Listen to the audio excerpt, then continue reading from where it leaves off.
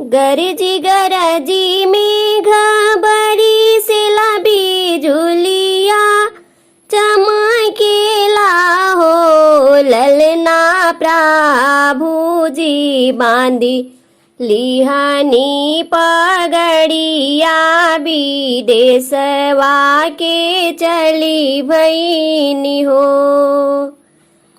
सावन भादो के महीनावा गरजी मेघ बरिसेले हो ललना प्रभुजी बांधिले पगड़िया विदेशवा के चली भईनी हो।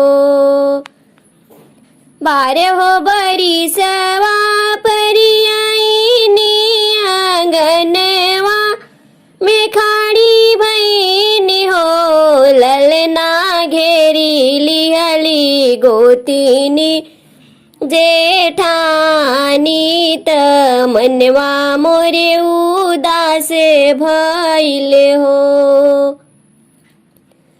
बारे हो बरिसवा परियाईनी अंगना में खाड़ा भईनी हो ललना घेरी लियली गोतिनी देया दिन त मनवा मोरे दुखित भइले हो। अरे अरे काली बदरिया तू जनमे के बेरीनु हो ललना जोर जोर तू बारी सगो तिनिया अपना घरे जासू हो।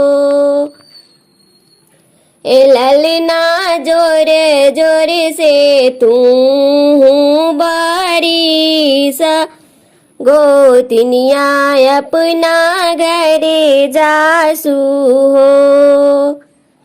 आधी राती बीतले पहाड़ी राती अवारू पहाड़ी राती हो ललना गरजी गरजी मेघ बरिसेले गोतिनिया अपना घरे गईली हो।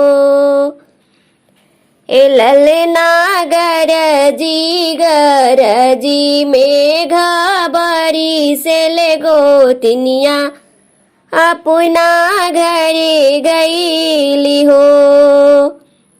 सावन भादो के महीनावा गरजी मेघ बरिसेले हो ललना प्रभुजी बांधिले पगड़िया विदेशवा के चली भईनी हो।